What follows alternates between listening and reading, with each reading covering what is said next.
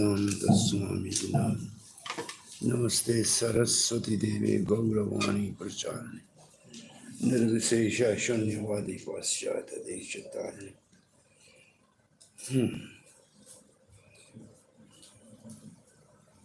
Somebody can chant Radha Madhav? Prabhu? Yeah, somebody chant Radha Madhav.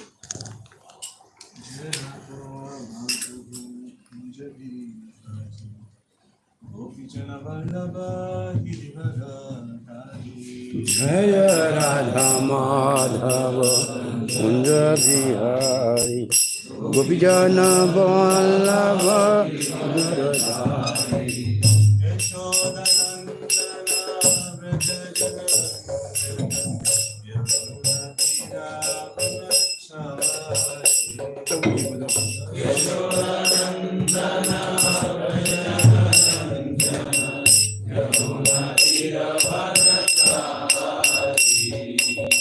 Yashodanandana Vraja Janaranjana Yamuna Tiravanachari Yashodanandana Vraja Janaranjana Yamuna Tiravanachari Jai Radha Madhava Kunja Vihari Gopi Jana Vallabha Girivardhari Jai Radha Madhava Kunja Vihari Gopi Jana Vallabha Girivardhari Hare Krishna Krishna Krishna Hare Hare Hare Rama Rama Rama Hare Hare Hare Krishna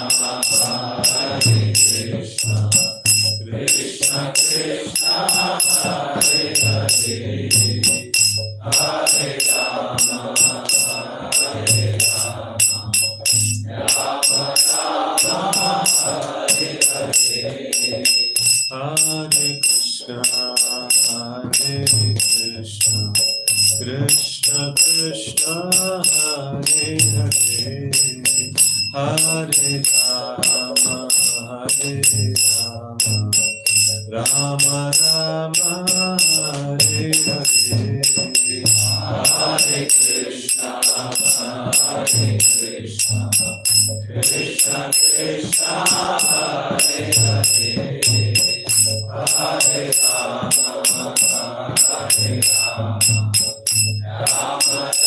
Rama Hare Hare Hare Krishna Krishna Krishna Hare Hare Hare Rama Rama Rama Hare Hare Hare Krishna Krishna Krishna Hare Hare Hare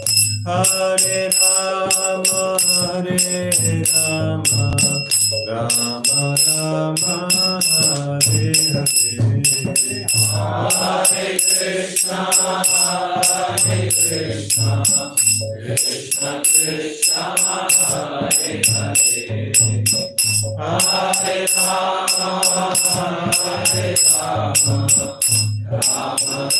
Rama Hare Hare Hare Krishna Krishna Krishna Hare Hare Hare Rama Rama Rama Hare Hare Hare Krishna Krishna Krishna Hare Hare Hare Rama Rama Hare Hare जय श्री राधा माधव की वृंदराज श्रीमद् भागवत महापुराण की श्रील प्रभुपाद की जय गौर प्रेमानंदे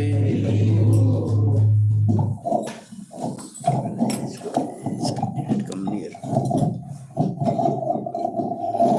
It's okay.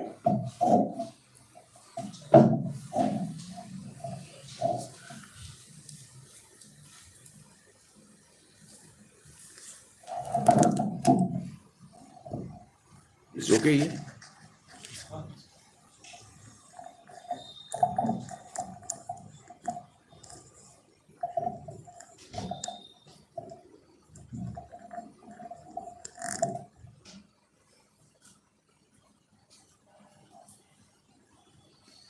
गुरवे गौरचन्द्राय राधिकाय तदालये कृष्णाय कृष्णभक्ताय तद्भक्ताय नमो नमः। ॐ नमो भगवते वासुदेवाय ॐ नमो भगवते वासुदेवाय ॐ नमो भगवते वासुदेवाय नारायणं नमस्कृत्यं नरं चैव नरोत्तमं देवीं सरस्वतीं व्यासं ततो जयमुदीरये। नष्टप्रायेषु भद्रेषु नित्यं भागवत सेवया भगवती उत्तम श्लोके भक्तिर्भवति नैष्टिकी। कृष्णाय वासुदेवाय देवकी नंदनाय च नंदगोपकुमाराय गोविंदाय नमो नमः। जय श्री कृष्ण चैतन्य प्रभु नित्यानंदा श्री अद्वैत गदाधर श्रीवासादि गौर भक्त वृंद। हरे Krishna Krishna Krishna Hare Hare Hare Ram Ram Ram Hare Hare. Hare Krishna. Which deities we have? Is it Gaurita? No, we have Gaurita small deities, and we worship the deities from Narsimha Giridhari Mandir, Gandharvika Giridhari Mahaprabhu, Gandharvika Giridhari Mahaprabhu pictures, and Panchatattva and Narsimha Giridhari. And we have small Gaurita deities. So, Whitefield. Whitefield ISKCON Youth Morning Srimad Bhagvatam class at Louis with Srila Prabhupada. You are all welcome. We are reading from first canto of Srimad Bhagvatam, second chapter, Divinity and Divine Service, something like that. And this section mostly after verse 12, this section is called Bhagavad Dharma. This is the first question asked by sages of Naimisharanya. What is the ultimate benefit for all humanity? And the answer is Savai Puncham Paro Dharmo Yato Bhakti Adokshadi. This is the answer to the first question. You memorize and write down the 6 questions asked by the sages of Naimisharanya and what are their answers. So first question is Atyantik Shreya. What is the ultimate benefit for all living entities? And the answer is Parodharma. Right? Parodharma. So what is Parodharma? Parodharma is love of God. So before we start this verse, in a Vedic literature, there is a one dharma which is called attaining heavenly planet, Swarga. This is the dharma for karmis, to be promoted to heavenly planet. The next dharma is for jnanis, to merge into the Brahma effulgence. Brahmalin. The third dharma is to have 4 types of liberation in Vaikuntha. Sarupya, Salokya, Samipya, Sarishti. But they are not, all these are not Param Dharma. They are Dharma, but they are not Param Dharma. Param Dharma is Savai Puncham Paro Dharma. So Param Dharma is love of God. And Devrishi Narad says Param Dharma is love of gopis for Krishna. So, for really understanding the Param Dharma, the best reference is Chaitanya Charitamrita. The discussion between Sri Chaitanya Mahaprabhu and Ramananda Rai. That is actually leading from the ordinary dharmas to the parodharma. Has you ever read that section a little bit? The Ramananda Rai and Chaitanya Mahaprabhu's discussion? That is really starting from the lower stage of dharma, and the lower stage is Varnashram. Mahaprabhu said, what is the ultimate benefit? He said, Varnashram. Mahaprabhu said, it's out, go further. And then he went to up more, Sardharman Pariteja, he went after that. Ultimately, when he said, the love of gopis for Krishna is the highest, Mahaprabhu says, this is okay. Say a little more. So, really, in understanding this section, the best reference is discussion of Chaitanya Mahaprabhu and Ramananda Rai. That is Parodharma. So now we have this verse today, this verse from 8 to 11. Today's verse and the upcoming 3 more verses, 9, 10, 11. This section is called Occupational Duties and Krishna Consciousness. Occupational duties means Varna Ashram. Varna means the type of work which we are bound to according to our talents. That's called Varna. And ashram is the spiritual shelter at 4 stages: brahmachari, grastha, vanprastha, and sannyas. They are ashrams. But usually this is Varna ashram dharma. So the 8th verse now, let us recite this verse. Dharma swanushtita puncham Vishvakeshena kathasuya no padatyeta yadi rudratim Charama eva hi kevalam Dharma swanishtitaha pancham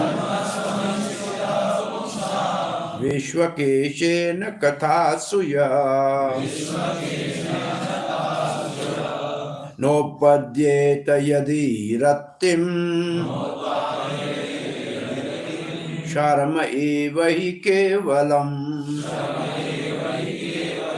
dharma swanishtita puncham vishvakeshena kathasuya nopapadyeta yadi rattim sharma eva hi kevalam. Now please repeat. Dharmasvanishthita pumsam Dharma swanishtita puncham Visvakshena katasuya vishvakeshena kathasuya Adaye dirratim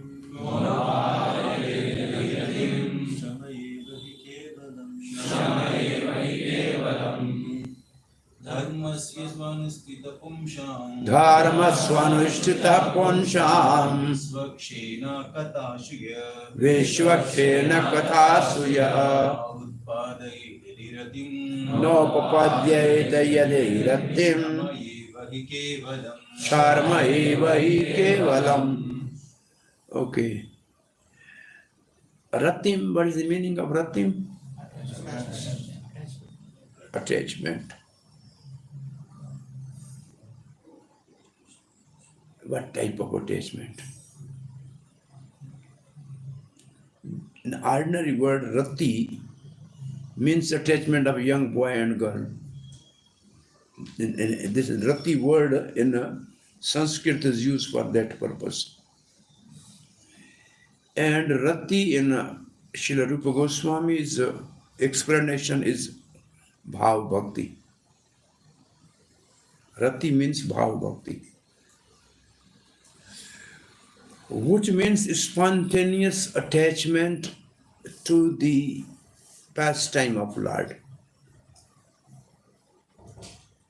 Which means we cannot live without that. It's like fish out of water.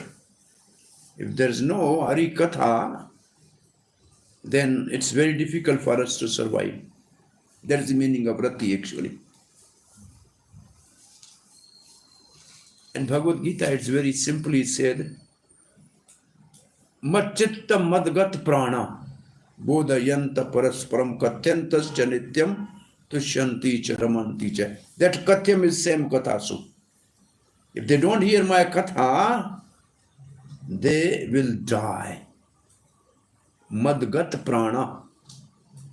Prana means they give up their life if they don't listen to me. So actually speaking, this word rati is actually pivot for this verse. Kathasu rati. And yadi, the word yadi in Sanskrit has many meanings. But if, generally if, it means there's a doubt. The one of the meaning of yadi in Sanskrit is doubt. So, if there is no bhav bhakti or rati or deep attachment to the Krishna Katha, then no papadyate means awakened. Awakened, it means already there. Like bhav bhakti is already in everybody's heart. It needs to be awakened. So no papadyate means awakening of that. If we have a doubt that there is no love of God in the heart of everybody, I'm just now speaking from a different point of view. Srila Prabhupada had a firm conviction. He has no doubt that bhav bhakti or love of God is in everybody's heart. It is in the heart of hippies, in the heart of Negroes. Therefore, he simply tried to bring it out. If it would not have been there, how could it have come out? So it means no papadyate means that love which is in everybody's heart, if that is not brought out, if we have doubt, then sharam eva hi kevalam. Sharam means labor. The fourth class Shudras are called sharmik. Sharmik means they do labor. It's not intelligent work, but it is a manual labor. So eva means, eva is a very small word in Sanskrit, but it's a very powerful word, very assertive word. Eva means only, like tumeva mata cha pita cha. So eva means only, exclusively. He means certainly. It is, and sharm eva hi kevalam. So eva and keval has the same meaning. Then it is simply a waste of time. It's a hard labor.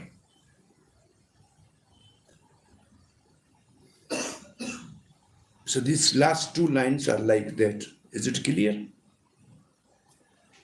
If any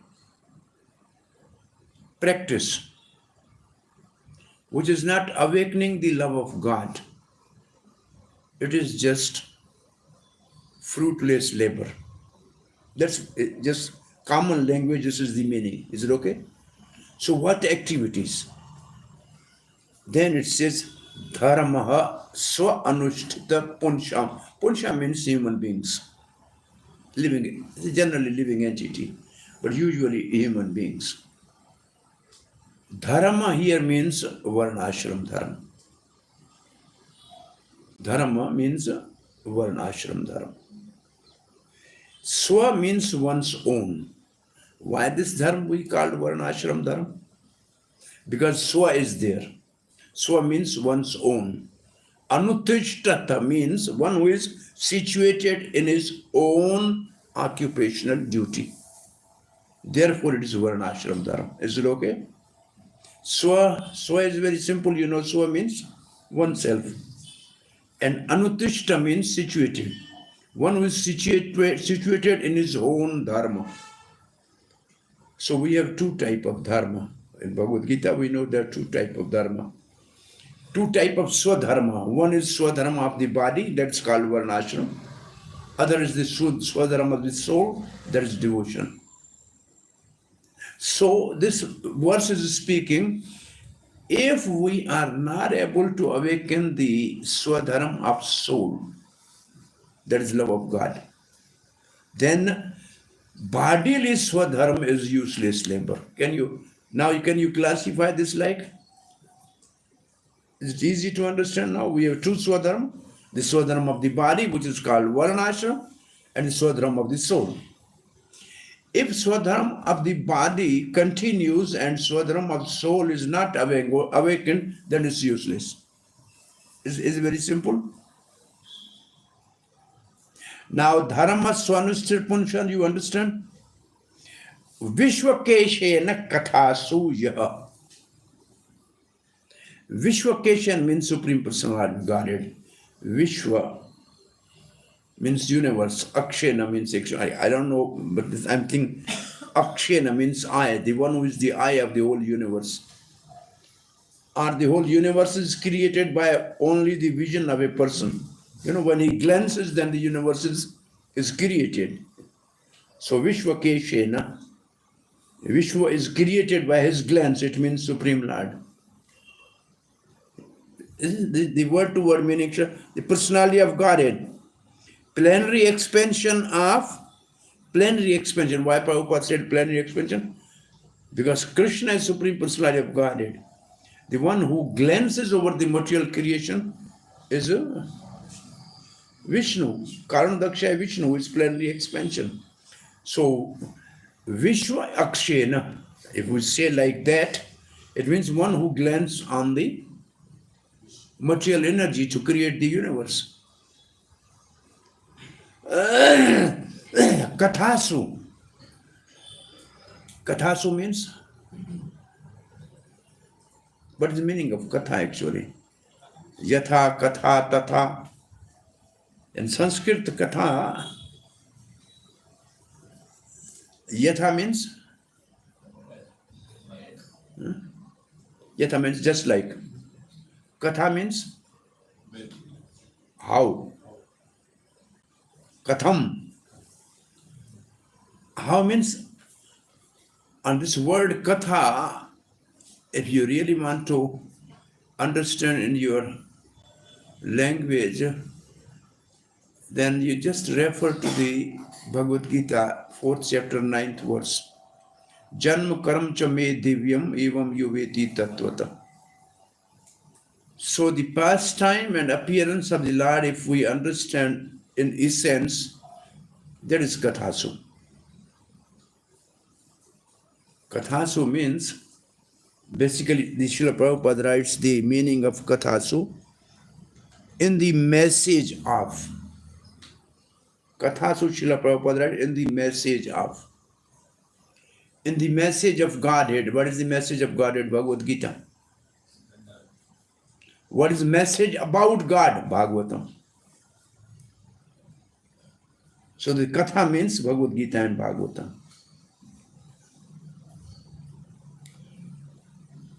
Bhagavad Gita is the words of Krishna. It means what he speak. Bhagavatam is what Krishna does, the activities of the Krishna. And Chaitanya Charitamrita is what Krishna think. What one says you can hear from outside, no problem. But when you go inside the home, then you can know what he's doing. But even you are living with him, it's not very easy to understand how he is thinking. Therefore, Bhagavad Gita, higher than Bhagavad Gita is Bhagavatam, and higher than Bhagavatam is Chaitanya Charitamrita. So this Kathasu actually means understanding the message of Krishna. The message of Krishna is Bhagavad Gita. The message of Krishna is Bhagavatam. Message about Krishna is Bhagavatam. And message about how Krishna thinks is Chaitanya Charitamrita. So this all is included in Kathasu. And Srila Prabhupada writes in one of the purports, when we chant sincerely, then we will develop taste in reading Gita, Bhagavatam and Chaitanya Charitamrita. So how Rati will develop?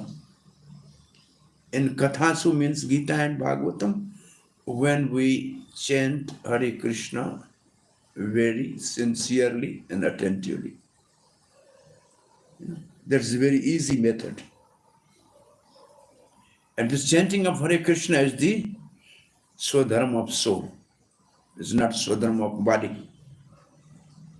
Because by chanting what we are asking, please engage me in your service, right? And service is of the constitutional position of soul.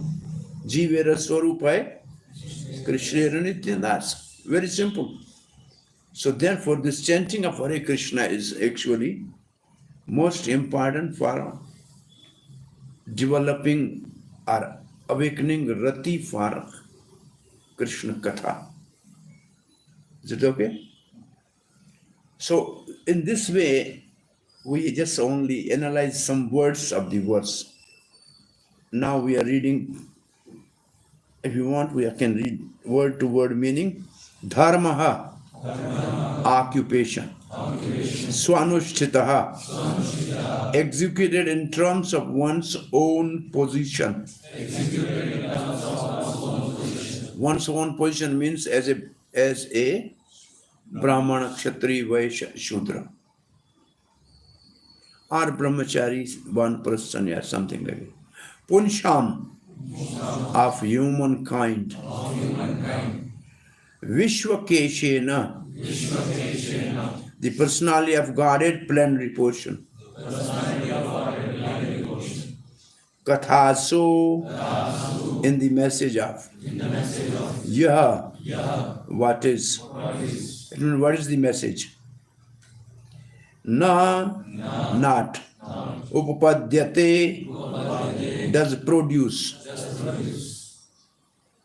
This translation of this first canto, Srila Prabhupada has done before establishing ISKCON. Before establishing ISKCON, this is done in Vrindavan. And here Prabhupada is using the language, old British type of language. Gradually, after establishing ISKCON, Most of the editing is done by Americans, so the English is different. First canto's English is a little different than the rest of the cantos. This is what Srila Prabhupada's own personal, English of the British time. So he's writing like that, in the message of. And then you have what is not upadit, does produce. Does produce means it's already there. You have to bring out. Yadi, if. Yadi, if. Ratim, attraction. Sharamaha, useless labor. Ev, only. He certainly. Kevalam, entirely. Translation by Srila Prabhupada. The occupational activities of man perform according to his own position are only so much useless labor if they do not produce attraction for the message of personality of Godhead. Chakravarti Pad translates like this. Varna ashram dharma, he simply writes directly, Varna ashram dharma of the human being, punsham, which does not produce attraction for topics of the Lord. Message of the Lord, topics of the Lord, is only wasted effort, useless labor. Now Srila Prabhupada's purport. There are different occupational activities in terms of man's different conception of life. This is a British old language. Can you see? And how it is written? There are different occupational activities in terms of one's different conception of life. What is the conception of life? I want to be the businessman. What is the conception of life? I want to be the teacher. What is I want to be the military man. I want to just be electrician. So this is a conception of one's, and this is how he what we generally say, what is your aim in life? From the beginning, it's what is the conception of life? Activities, according to man's different conception of life. To the grasped materialistic who cannot see anything beyond the gross material body, there is nothing beyond these senses. It means body means senses. Generally, body means senses. So he only think of body and senses. Therefore, his occupational activities are limited to concentrated and extended selfishness. Concentrated selfishness only for the body. Extended selfishness means the family. Nation, Prabhupada writes. Now Prabhupada classifies these two. First he says, concentrated selfishness centers around personal body. That is generally seen amongst lower animals.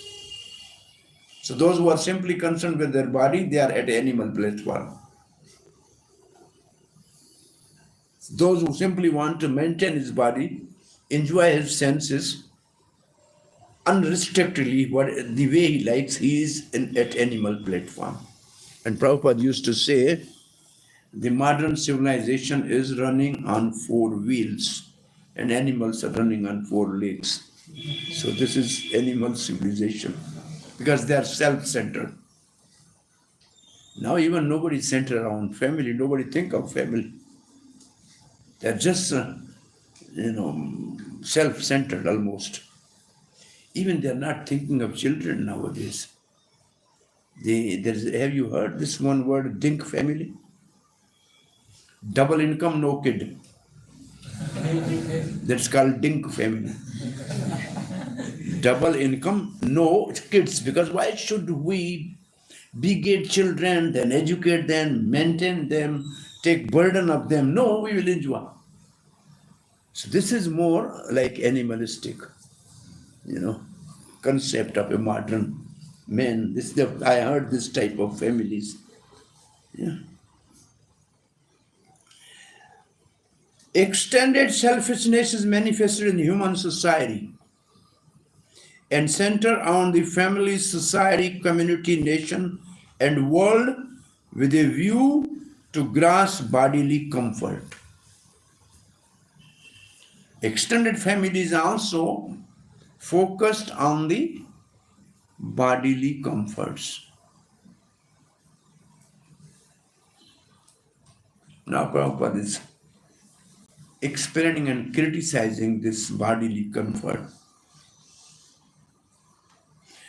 Above these gross materialists are, it means they are karmis. Above these gross materialists are mental speculators, means jnani, who hover aloft in mental sphere. It means only they have their, they enjoy their mental faculties. What they do, Prabhupada writes, and their occupational duty involve making poetry and philosophy or propagating some ism with the same aim of selfish, limited to the bodily and mind. So the first only focus on the body, materialism. Second, who are little more advanced, they focus on body and mind both. So their philosophy, my philosophy, my ism, like that, communism, capitalism, socialism, humanism, humanitarianism, so many isms. But above the body and mind is the dormant spirit soul. Above the body and mind is dormant spirit soul. Dormant, it means people don't know about this. It is secret within the body. Generally, people don't know. Dormant means like in a seed, the tree is dormant. Nobody can see the tree in the seed because it is dormant. So that's the meaning of dormant. Whose absence from the both body from the whose absence from the body makes the whole range of bodily and mental selfishness completely null and void. It means if the soul is not in the body, then body and mind both are useless and their activities are of no use.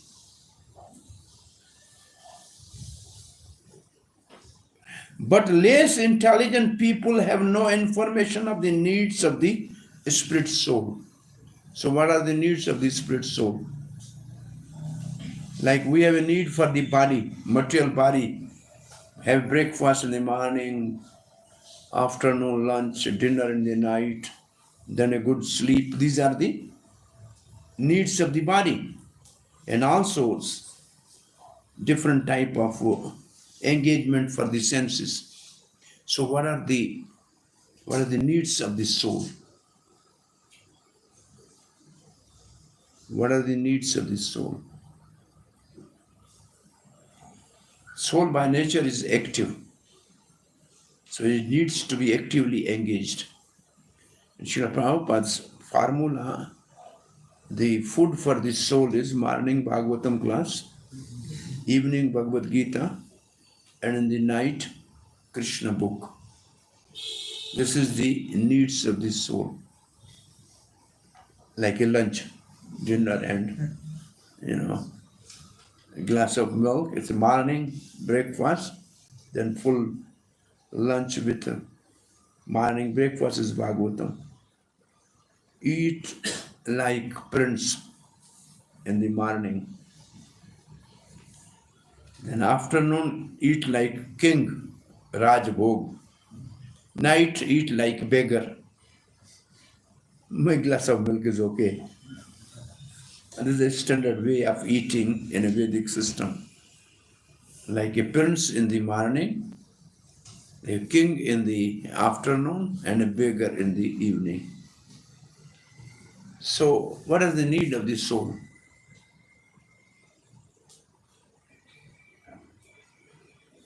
Prabhupada just he ran. Less intelligent people have no information of needs of the spirit soul. So, if we are intelligent, then we should know the needs of the soul. If we are less intelligent, then we should ignore. Based on this statement, how many people are less intelligent? How many people are really intelligent among you come across? What do you think?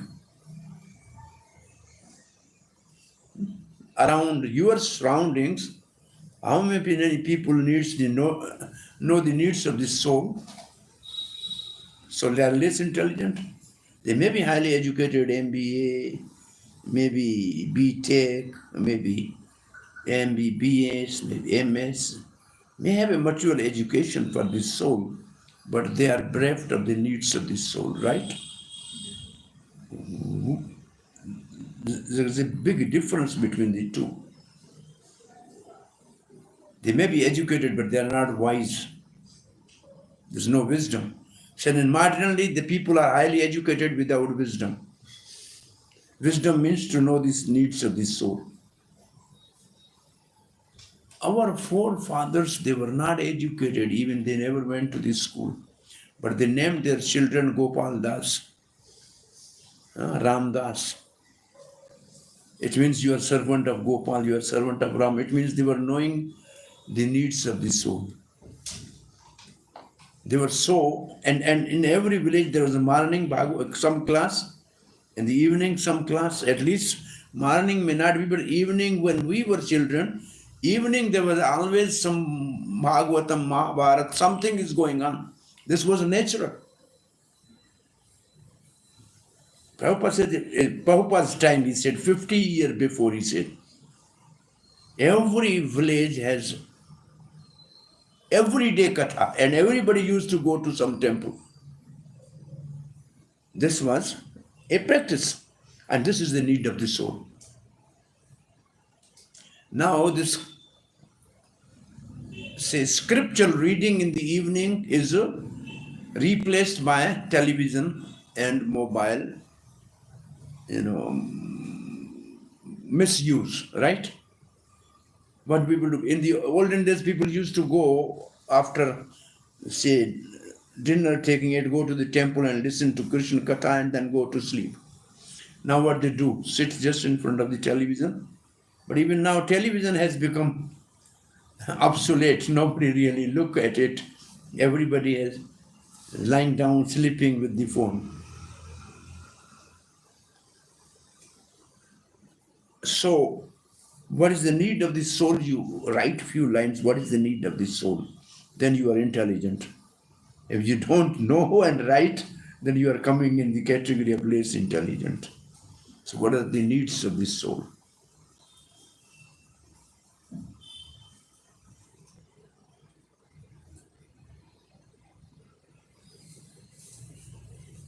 Can you throw some brainstorming? What are the needs of the soul? Chanting. Calling upon holy name. Okay? It's a crying of the soul, actually. Srila Prabhupada says chanting is crying of a newly born, a genuine cry of a child for mother. Chanting is a genuine cry of a child for the mother.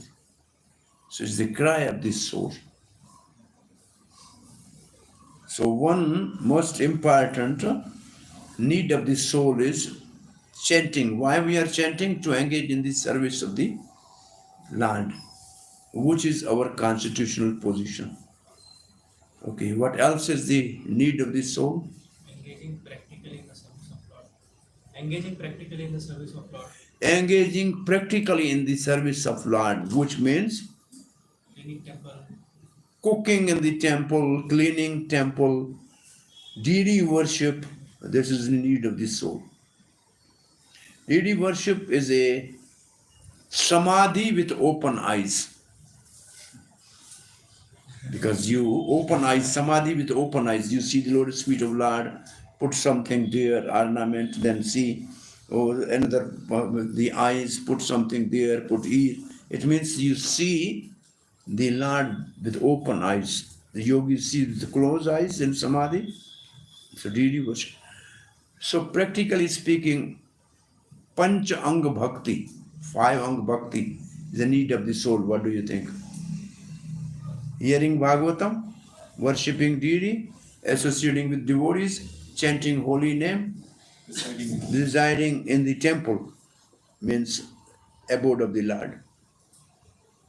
These are the needs of the soul. What do you think? Srila Prabhupada has actually given this capsulated program for all temples, these 5 things, just to fulfill the needs of the soul. And with these needs of the soul, your needs of the body are automatically fulfilled.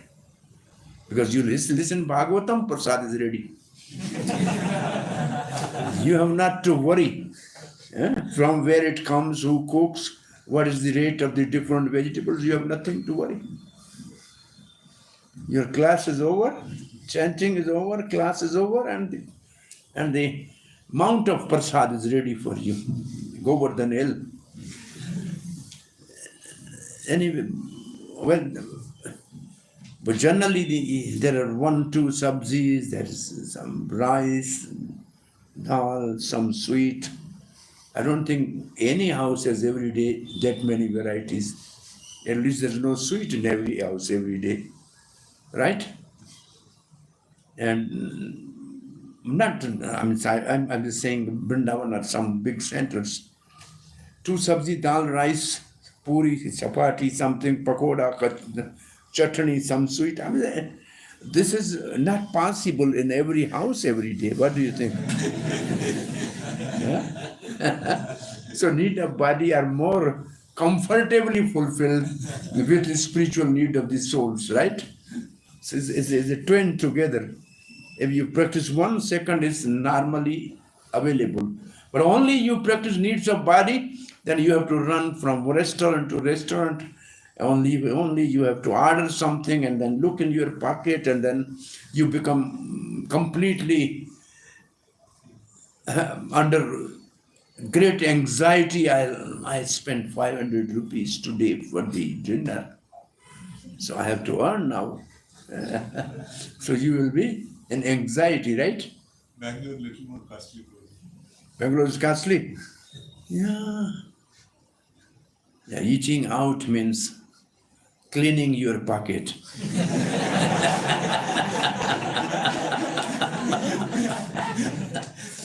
And reading Bhagavatam means filling your heart. Filling your heart. That's right. So now we are going to the next paragraph by Srila Prabhupada. Because foolish people have no information of the soul and how it is beyond the purview of the body and mind, they are not satisfied in performance of their occupational duties. So they are working very hard, but they are not satisfied. They have more money, they have more cars, but they are not satisfied because they don't know really the needs of the soul. Because the satisfaction, peace, bliss is the nature of the soul. It is not nature of the body. Not nature of the body.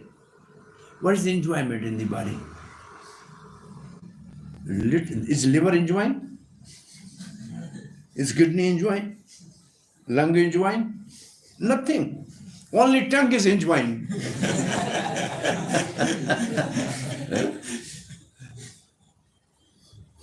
And some skin is enjoying, that's all. The rest of the bones are not enjoying.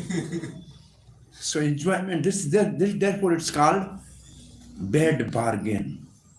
Because nothing is enjoying. There's nothing in the body to enjoy. Small thorn or pin, small pin. Prick anywhere in the body, all enjoyment is finished. All enjoyment is finished by a simple pin, prick. You may be enjoying in the bed, but there is some pin prick, everything is gone. You are enjoying nicely, some sweet rice, but a grain of sand come, everything is finished. Something comes and so they are not satisfied. The question of satisfaction of the self is raised herein. Now, Srila Prabhupada's question of satisfaction of the self, I am satisfied, what it means. The self is beyond the gross body and subtle mind. He is the potent active principle in the body and mind. Without knowing the need of the dormant soul, one cannot be happy simply by emolument of the body and mind. What is the emolument of the body and mind? To fulfill the needs of body and mind. To fulfill the needs of the body and mind will not satisfy you. The body and the mind are but the superfluous outer covering of the spirit soul. The spirit soul's need must be fulfilled. Simply by cleansing the cage of the bird, one does not satisfy the bird. One must actually know the needs of the bird himself. The old example of Srila Prabhupada's. You all know this, okay? The need of the spirit soul is that he wants to get out of the limited sphere of material bondage and fulfill his desire for complete freedom. Now, this Prabhupada's answer to the need of the soul. Again, the British language. Yeah? Can you see this? Need of the soul. There is a dormant of... okay. You want to get out of the limited sphere of material bondage. Means in this material world. Not in this one universe. Millions such type of universe. You want to get out of that. Complete freedom. From and fulfill his desire for complete freedom. Complete freedom from birth and death. Complete freedom from repeated birth and death. He wants to get out of the covered walls of the greater universe. Covered walls of the greater universe. This universe has 7 walls, 7 layers. And he wants to get out of those layers of the universe. Basically, like he is in a prison, he wants to get out of the prison. In a common language, right now he's in a prison. So he's not independent. He wants freedom. He's now completely dependent. So yes, he wants to go out of the prison. There is a dormant affection for God. Where are we? He wants to get out of the covered walls of the material universe. He wants to see the free light and the spirit. He wants to see the free light and the spirit. Because this material world is dark. By nature, the material world is dark. It needs sun, it needs moon, it needs electricity. So he wants to go to the place where there's no need of this. Then you see, when Prabhupada is writing this word, you want to see the light. Natad bhashyate suryo na sashanko na pavaka. There's no need of sunlight, moonlight. This is my abode. So Prabhupada is, he's putting these words, but these are the verses in his mind. And he wants to see the spirit. Spirit means the soul without material body. It means liberated stage. Not this material body, not this subtle body. You want to dissolve both. Because by death only material body is finished, but the subtle body carries the soul to the other body. And he is still in bondage. He is in this material universe. maybe in other universe, but he is within the prison house. So you want to get out of that and see the light, which actually means Brahma Jyoti. Because when we pierce the universal covering, the first thing comes is Brahma Jyoti. Then we have to go through Brahma Jyoti, then we see the spirit. The words here, spirit, is with small s, Prabhupada has written. It means we want to see the liberated stage of the soul. It's not with a big s. The complete freedom is achieved when he meets the complete spirit. Now, this complete spirit is in a small, this is how you translate this. The complete freedom is achieved when he meets the complete spirit, the personality of Godhead.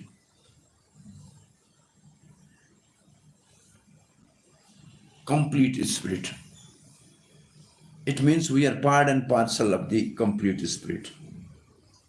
He is complete, we are part and parcel of that. So part and parcel wants to, the freedom means part and parcel soul goes back to the complete spirit, means God.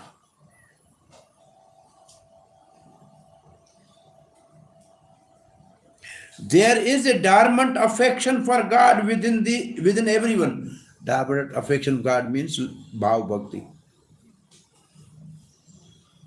This is in everybody's heart. Dormant affection means Bhav Bhakti, which is in everybody's heart. It is dormant.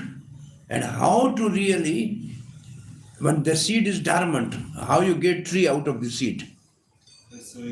By sowing and cultivation. So devotion is cultivation.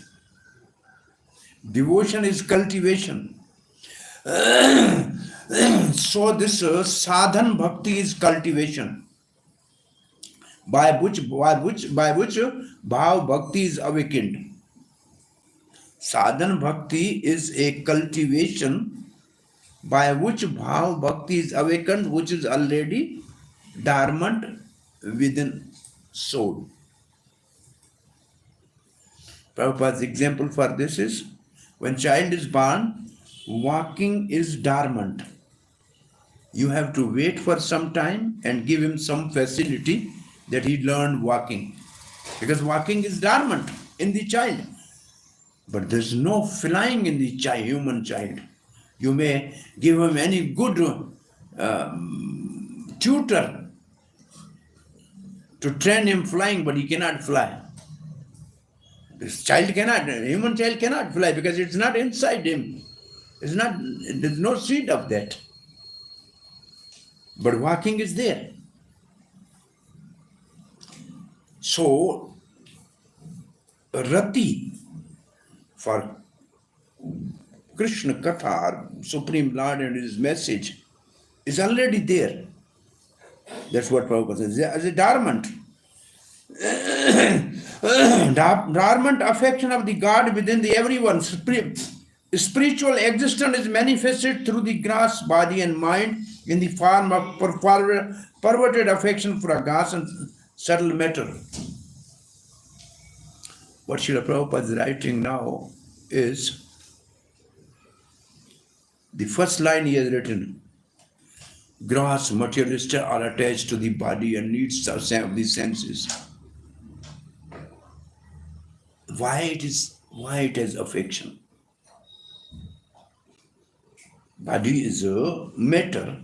Table has no affection for you. Why body has affection? Because there is soul. Soul is reflecting, perverted reflecting through the body and mind. And now you meditate on this statement. Love of God is natural, but it is perverted into the lust in material world. Lust means to fulfill the desires. It's a perverted reflection of the pure love of the God, which is the nature of the soul, which is perverted reflection through the body and mind. Body means selfish, desires, and mind means poetry, philosophy, isms. This is all perverted reflection of the love of God actually. Kamesha, Krodesha, Rajogun, Samudbhava, Ma, Sanoma, Pap, Ma, Vidya, Iverinam. In this, in the purport of this verse, Srila Prabhupada writes, this calm or the desire is perverted reflection of love of God. So these two words Srila Prabhupada has written, can you see this? Grass, body and mind in the form of perverted affection for a grass and subtle matter. So this is what he has written in the first two lines. Materialistic for body and then higher, more advanced for the mental, poetry and all this. This is what Srila Prabhupada is writing here in this line. And what is this? This is perverted reflection of affection for God. Therefore, we have to engage ourselves in occupational engagements that will evoke our divine consciousness. So, whatever activity we are doing, we should engage in such a way that we evoke our divine consciousness. Evoke means to awake. Our divine consciousness means love of God. Divine consciousness means symptoms. As consciousness is symptom of soul, and divine symptom of soul is love of God. This is possible only by hearing and chanting of the divine activities of the Supreme Lord. Now it is coming actually the needs of the body. Needs of the soul. Needs of the soul, yeah. Hearing and chanting the divine activities of Supreme Lord, Katha. This is Kathasu. Hearing and chanting. Here chanting means speaking. Sukdev Maharaj is Acharya for Kirtan. So what he is doing is speaking Bhagavatam. So chanting and hearing. Therefore we have to engage ourselves in occupational engagement. This is possible only by hearing and chanting the divine activities of the Supreme Lord. And any occupational activity which does not help one to achieve attachment for hearing and chanting, the transcendental message of the Godhead is said herein to be simply a waste of time. This is because other occupational duties, whatever isms they may be belong to, cannot give liberation to the soul. Even the activities of the salvationist means mukti chahiye, mukti chahiye, mukti chahiye. These people are considered to be useless because of their failure to pick up the fountainhead of all liberties. Fountainhead of all liberties. What is fountainhead of all liberties? Fountainhead means the source. Liberties means liberation. There are 5 types of liberation, but who gives those liberation? Mukunda. So if they don't really come to that point, because Prabhupada is not speaking directly, because this is Krishna consciousness is not established. So whoever reads is not Krishna conscious already. It's like Sukdev Goswami when he's speaking first verse of Bhagavatam. He says Satyam Param Dhimai. He doesn't say Krishnam Param Dhimai. Because so many people were there from different faiths. So he has to tell some common word everybody should agree for. And then gradually he will come to Krishna. So here Prabhupada is writing something like general for all people.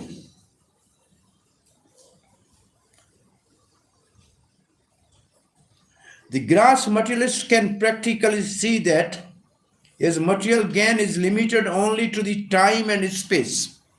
Time means as long as he will enjoy.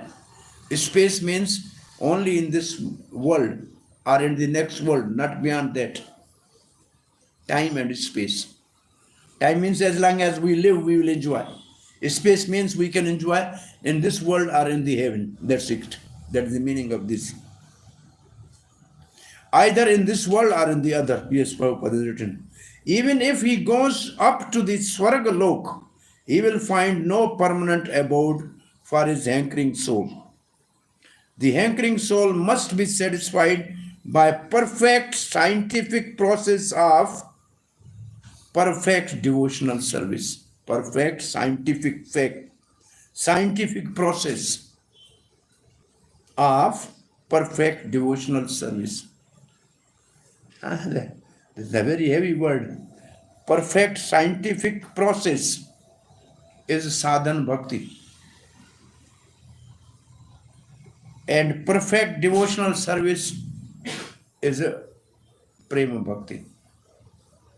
So you practice sadhan bhakti and awaken love of God. Prabhupada does not use these words here. He has just given a fantastic words, but their meaning is very hidden here. Now we are reading Srila Vishwanath Chakravarti Thakur's purport.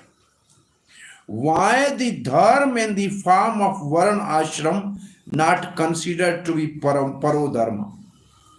He raised the question. Why Varna ashram dharma is not paro dharma? Reason. This verse answers that the dharma undertaken by men, Brahman, Kshatri, Vaishya and Shudra. He is saying Brahman, Kshatri, Vaishya and Shudra. Varna. Which does not produce attraction for talks about Supreme Lord is completely useless. The Shruti says, Shruti means Ved, but Ved says, Prasad has come for offering. Shruti says when you hear, then Prasad will come. Yeah. Karamanaha pitrihi loke. By performance of the Varnashram duties, one goes to the Pitralok in the material world. Brihadaranyaka Upanishad. So it means if you do only your occupational duties, then the highest place you can go is to the Pitralok. In the early days when Prabhupada write Pitralok, the translators, they were not aware what is Pitralok. They said P-tree. Pitra, they don't understand, the tree lok. Planet of trees. What tree? Planet of trees. Planet of trees. So, These are the mistakes, planet of trees. It's a Pitri lok actually, planet of trees. So this is the place they can go. Okay? Okay, now, performance of the Varnashram duties does not produce attraction for Lord. This is clear from Narad's statement in the 4th canto. Varnashram cannot produce love of God. This is what 4th canto. Kim janam bhi stri bhi raveha shauk savitra yagnakai karam bhirva trai prokta purusho abhi buddhasyush. Without that service, which is use of taking 3 births by semen, by Upanayan and by initiation. 3 births. One is from mother and father. This is called sukar or semen. Second is called Upanayan, which means putting a sacred thread, going to the Vedic school. Upanayan means pulling somebody up. And that is actually yajna. This yajna pavit sanskar or sacred threads and sacred ceremony is called Upanayan. And then is yagyaka. It means you get initiation. So these 3 births. What is the use of these 3 births? What is the use of ritual acts mentioned in the Veda? What is the use of the lifespan of the devatas for a human being? They are all useless because there no love of God is. And Kim va yogena sankhena nyasa swadhyayorapi kim va shriyobhir anyascha nan yatra atma pado hari. What is the use of yoga, sankhya, sannyas, study of Vedas, other auspicious acts in which the Lord does not give realization of himself? There's no use of all these things. It's useless. Because it's not because it does not produce attraction for topic about Krishna, Lord, is merely useless endeavor. Because of the temporary nature of the result of performing varnashram duties, such as attainment of the Pitralok, one should give up those duties, swadharma, and perform parodharma, mentioned in the previous verse, consisting of hearing and chanting about Lord. Then, however, it is also said, counter argument, अस्मिल्लोके वर्तमान स्वधर्मस्थो अनग्ध शुचिः ज्ञानम विशुद्धम आपनोति मद्भक्तिम च यदृच्छया. One who is situated in his prescribed duty, free from sinful activities, and cleansed of the material contamination in the very life, obtain transcendental knowledge, or by fortune devotional service unto me. Srimad Bhagvatam 11:20-11.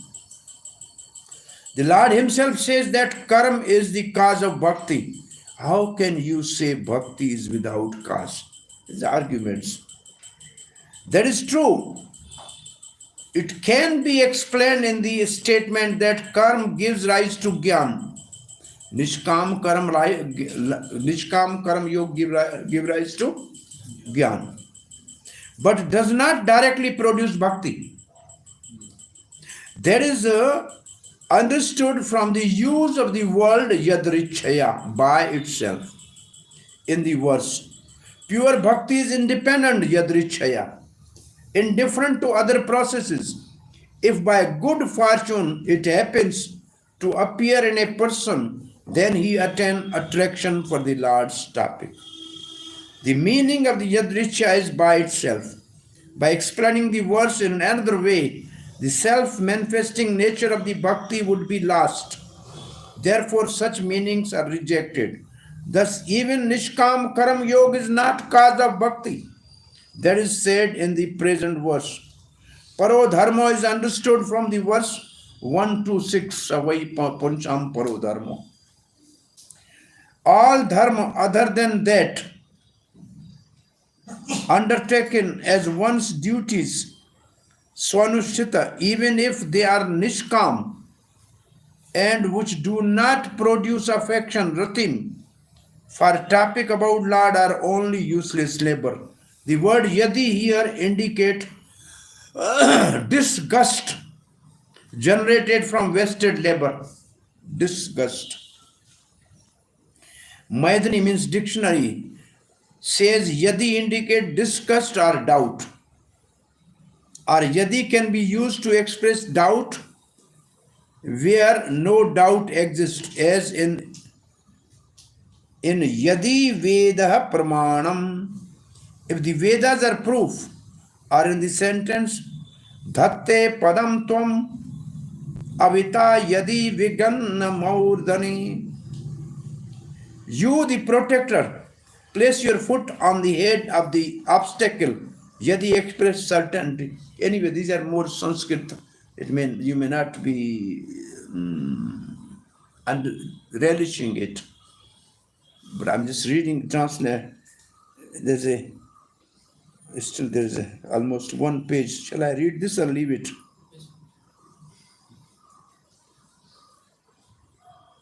And Jiva Goswami has written something on karma. If the dharma, by not taking support of Vasudev, does not produce taste for description of the Lord's pastimes, Kathasus means Lord's pastime, Jiva Goswami writes. If it does not produce result, Sharma, this is stated because taste for Lord's topic is best, and in every case, the first result. Taste for other types of worship of Lord is also indicated by this. The word ev indicates temporary nature of swarga and other result of the karma for enjoyment. The word he indicates that there is suitable proof in Shruti. For instance, it is said, Tada yatehe karma jito loka kshiyate, the result of the karma are temporary. The word keval indicates that the result of the dharma which produce detachment and liberation are not to be attained, as well indicate the temporary nature of the siddhis. It means the siddhis means yogis and the jnanis. They will not get this. The proof is indicated by the word he as follows. Yasya devah para bhakti yatha deva tatha guroh tathaiva kathitahe artha prakashanti mahatmana. One who has devotion to the Guru as much as he has for the Lord manifest knowledge of the scripture. Shriya Shrutim Bhaktim Mudeshaya Vibhuja Brahma is speaking. These verses are quoted here. So I think we end the class here. What we have learned today now, let us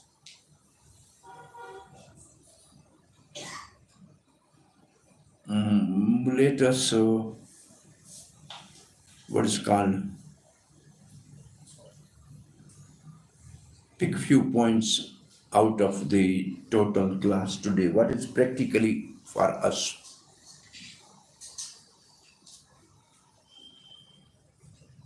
The needs of the body, needs of the mind, and needs of the soul. So everybody is working at least for the needs of the body.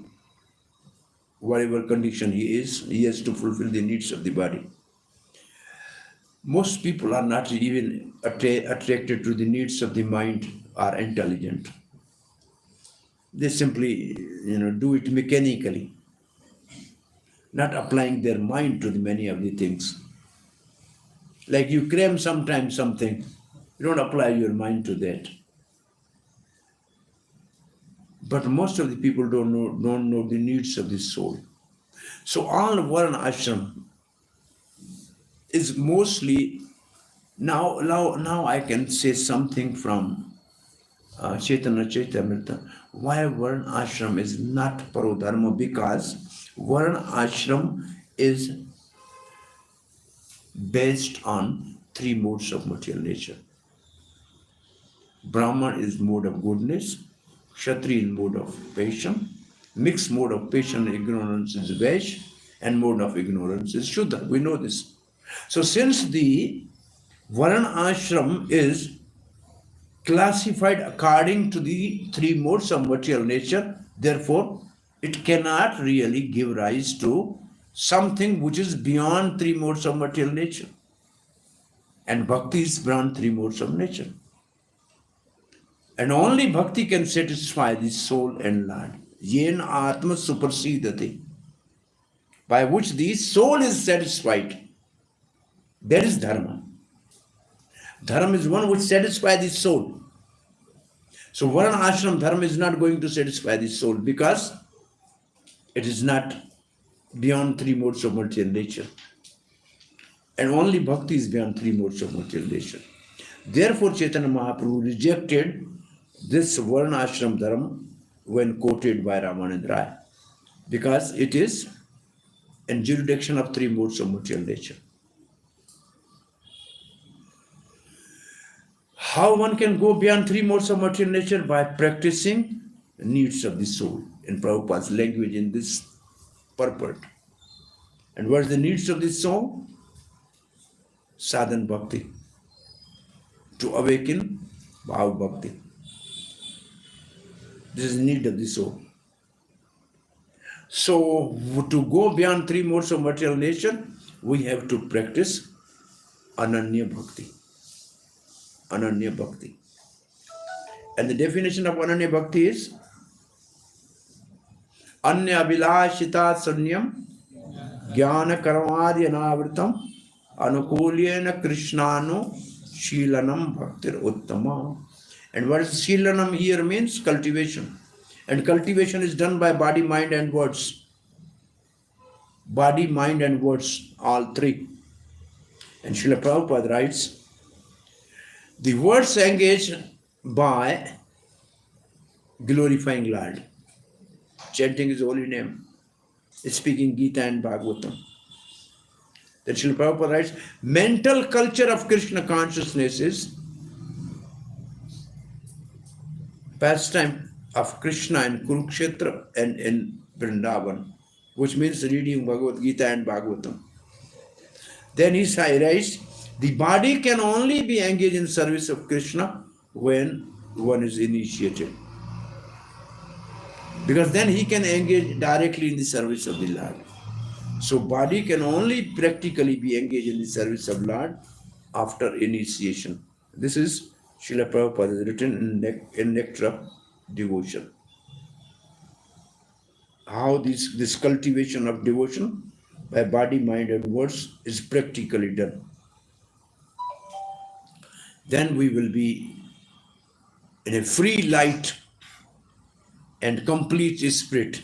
But language is very interesting in this first canto. Because it's not directly Krishna conscious. Though it is, but it's not directly as in the upcoming cantos. Now, any question or comment? Yes. What is your name, Prabhu? Anil. Anil. Thank you. Anil means air or Anil means fire? What is Anil means? I don't know what I said it in Sanskrit. Anil is fire. Anil samsara davad anila. Oh, Anil is one is fire, one is also air. Find out which type of Anil you are.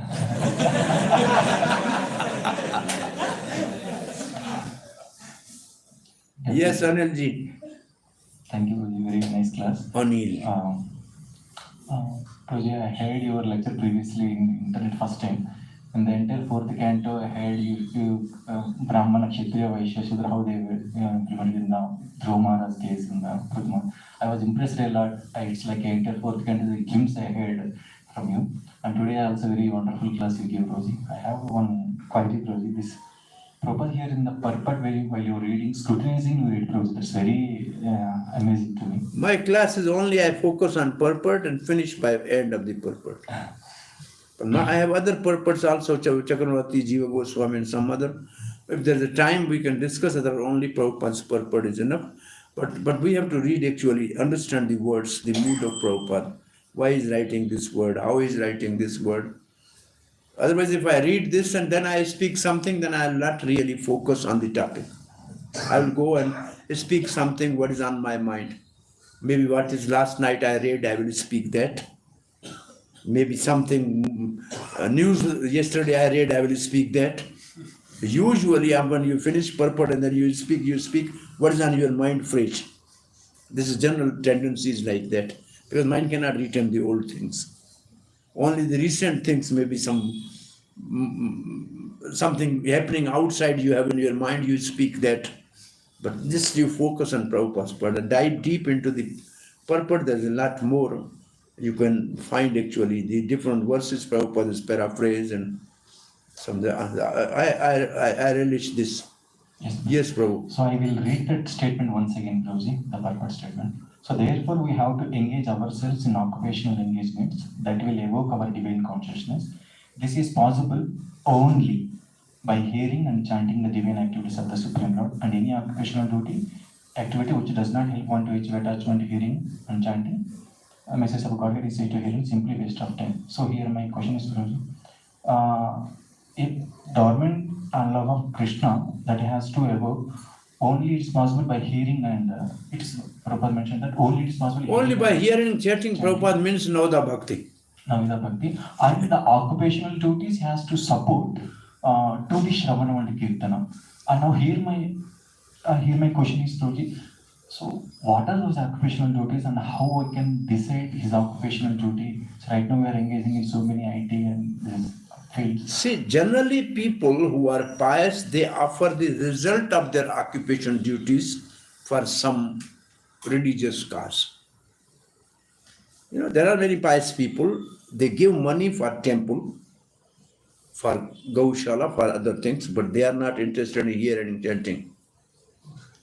You understand what I'm saying? Yeah. So that Vara Ashram, by which you even give your results for some spiritual cause, will not awaken love of God. Only when you hear and chant, which means practice 9 limbs of bhakti or any one limb of bhakti or all limbs of bhakti, then only we can awaken love of God. So generally Varna Ashram means offering the result of our prescribed duties. That is not considered bhakti. In an act of devotion, that's not considered bhakti. Offering karma is not bhakti.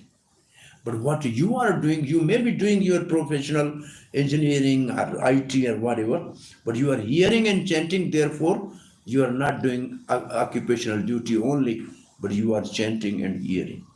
So this is the process by which you can awaken the love of God. You may be contributing some of your earnings to the, Krishna conscious movement, but that is not important, but the important more is hearing and chanting. So that cannot awaken the love of God. That's what it means actually. We have to engage occupational duty also, Shravanam and Kirtanam, Prabhuji. No, Shravanam Kirtanam is, if I am Brahmana, then I can do the Shravanam Kirtanam only. But if I am Kshatri, then I should protect also those who are doing Shravanam and Kirtan and also do Shravanam and Kirtanam. If I am Vaishya, then I should earn some money for my maintenance and also give the donation to the temple and also do Sarvanam and Kirtan.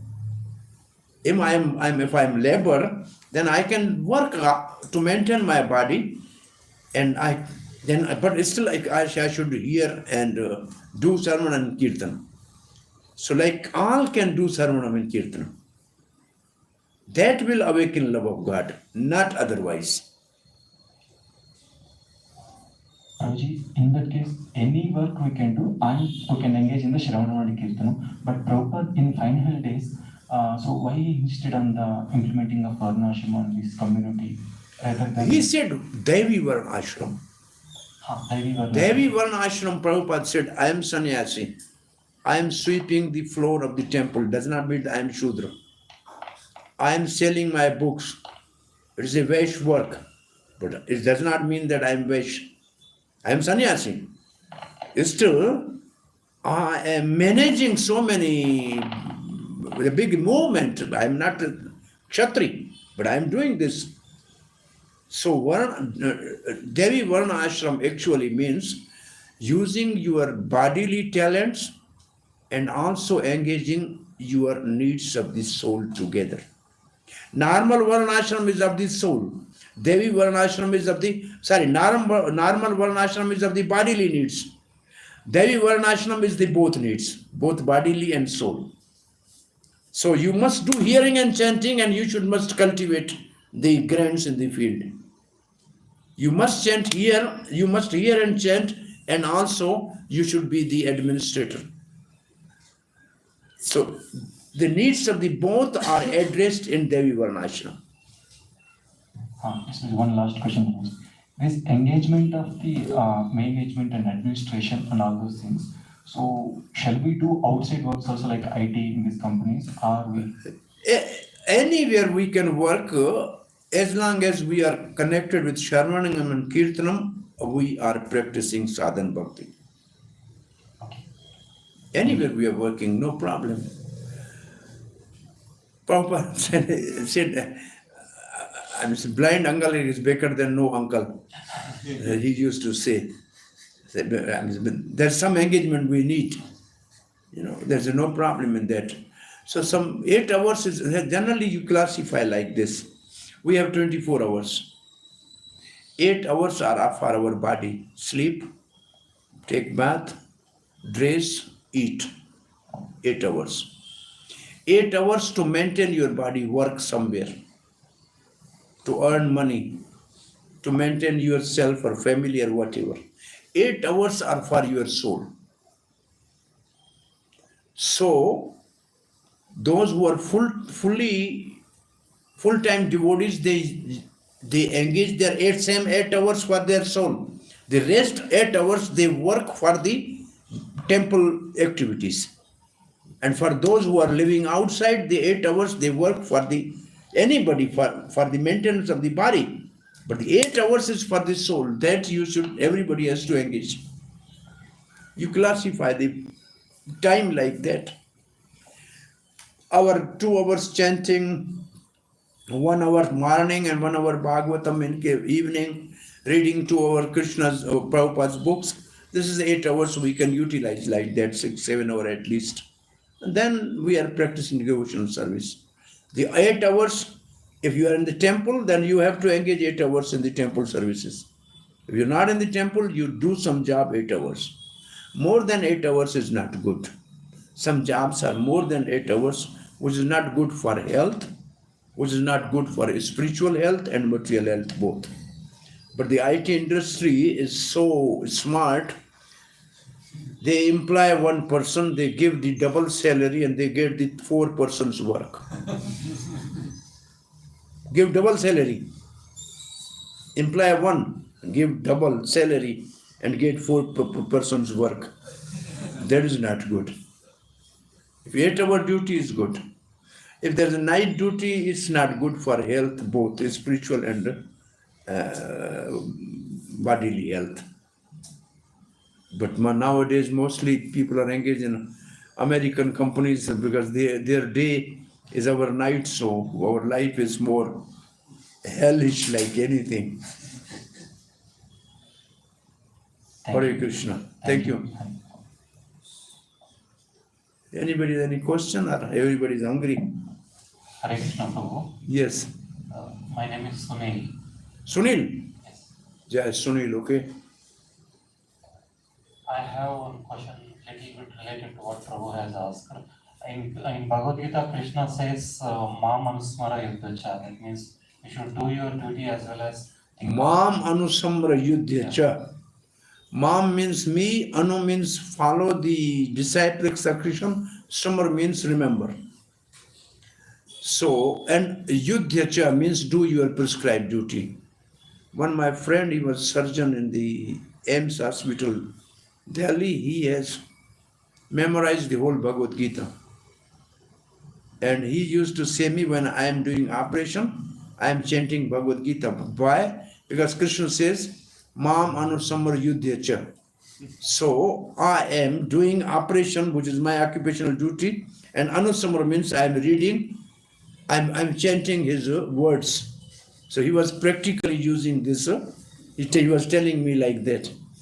So what it means is, you perform your occupational duty and simultaneously Sumar, actually Sumran means chanting.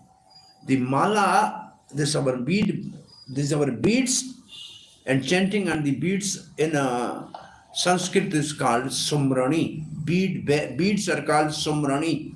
Sumrani means on which you remember God. So Manusam means chant holy name every day and practice your occupational duty. So Sumra means chanting, remembering. Remember me through reading Bhagavad Gita, my message. Remember me by hearing Bhagavatam. Remember me every day by chanting Hare Krishna and do your occupational duty. That is a Devi Varnashram. That's okay. At that time, Krishna was right there. So Arjun can think of Krishna because he was sitting next to him. For us, how can we do Anusama? We have to read the message of Krishna. Prabhupada says Krishna and message of Krishna are non-different. Yes. Okay? Thank you very much, Hare Krishna.